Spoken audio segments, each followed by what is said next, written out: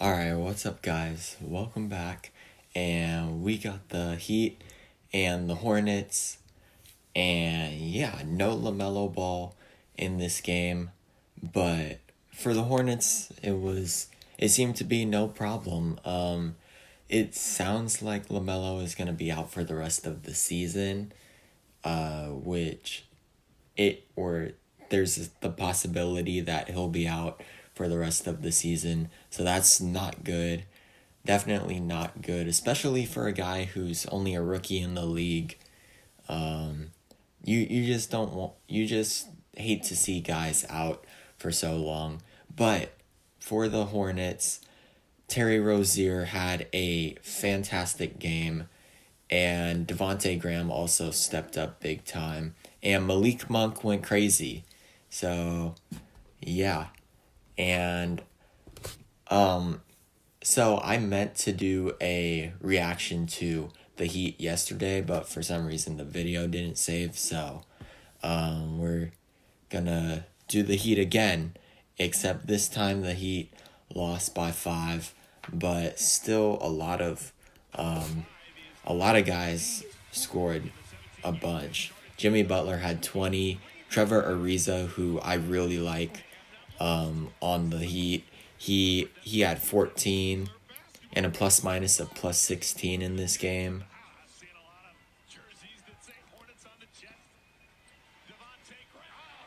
It looks like so the Hornets run a they run a 2-guard front normally, and they have really good floor spacing. They have really good floor spacing for their guards. That's something that I've noticed about the Hornets offense.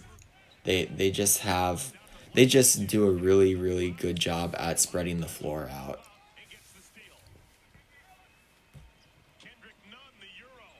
Good finish. Kendrick Nunn has played really well in the past couple games. I reacted to the Heat's previous game, and he killed it.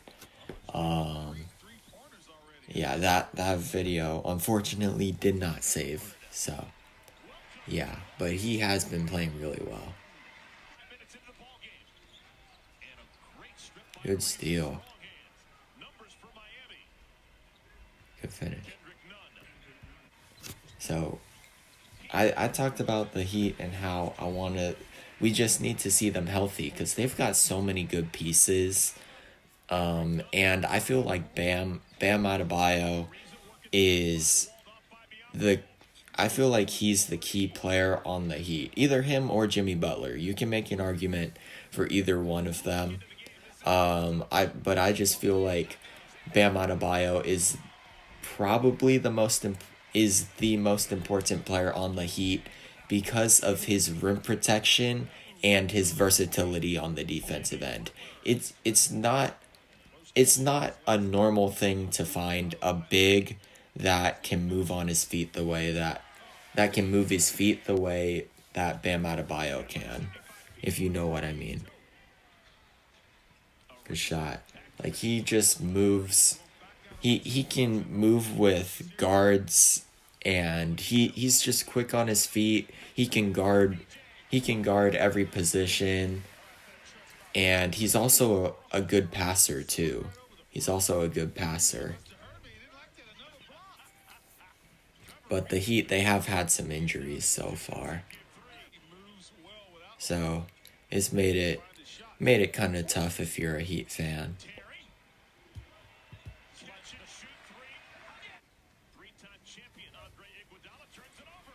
This is where the Hornets are at their best. When they're in transition, is tough. Definitely tough to stop.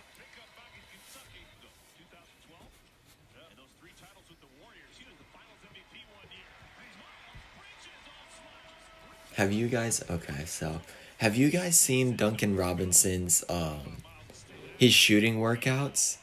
They're pretty crazy. He knocks down everything. He's got such a pretty jumper, you guys. His jump shot is super clean, And also, one thing that I've noticed about Duncan Robinson is when he shoots the ball, he doesn't dip the ball. So, and what I mean by dip is a lot of times when players receive the ball, when they bend their knees, they bring the ball down with them as they're bending their knees, and then they bring the ball back up as they are exploding into their shot using their legs, and so but with Duncan Robinson, he doesn't bring the ball down at all. He keeps the ball like right at his chest, and then he just simply raises his arms up, raises the ball up with him into his shot. And so that just helps with the speed of the jump shot, just makes it a lot quicker and easier to get off. Like you see right there, he just catch and shoot, didn't bring the ball down, kept it at his chest, and then a nice smooth release with his jump shot.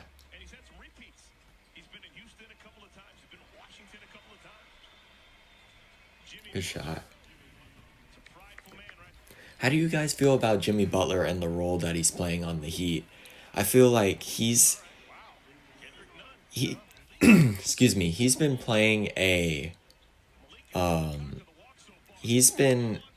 a real team player, if that makes sense. Like, he's averaging 21, 7 and 7 this season, and he's been doing a bit of everything. He's just an all-around star. He's an all-around star. He can score the ball really well, and he gets he gets rebounds. Makes he sets other guys up for easy shots, and he just does so many things for the Heat. Him and Bam Adebayo are the two most important pieces to the Heat, in my opinion. That's just my opinion. I feel like those two are the two most important players on the Heat. But let's look. So pick and roll, and he had all day to shoot that. You can't let guys have wide open shots.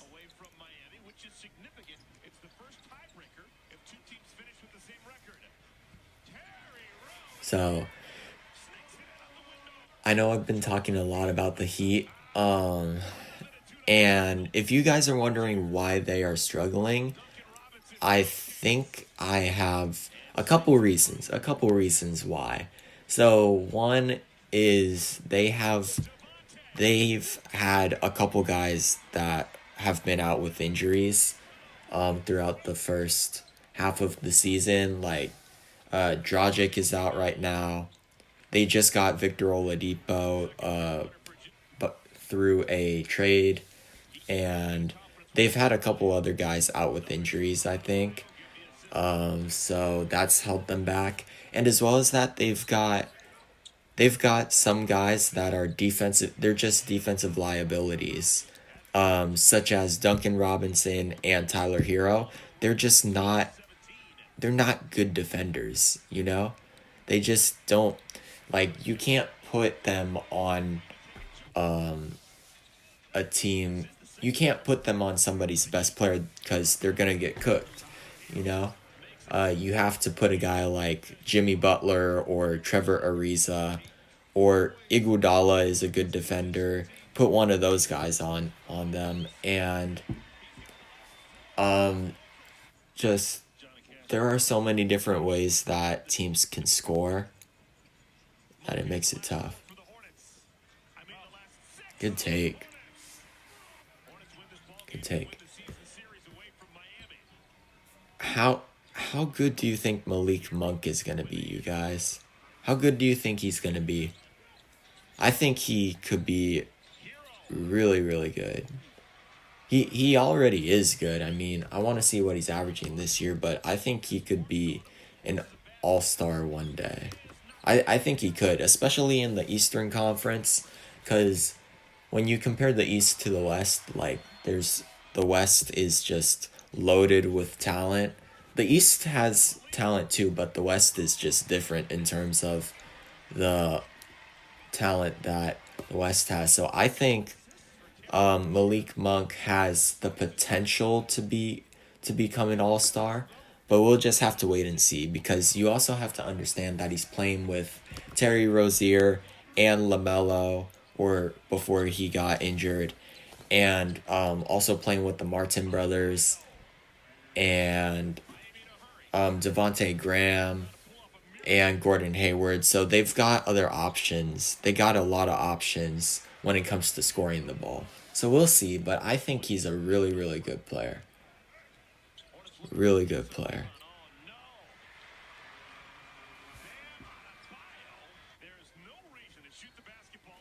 5-point game. What do you do about that? That's got to be so frustrating because you come off, you're trying to fight through the screen, but you're also trying not to foul, and you're trying not to foul the shooter. That makes it so tough to guard. But yeah, big win for the Hornets.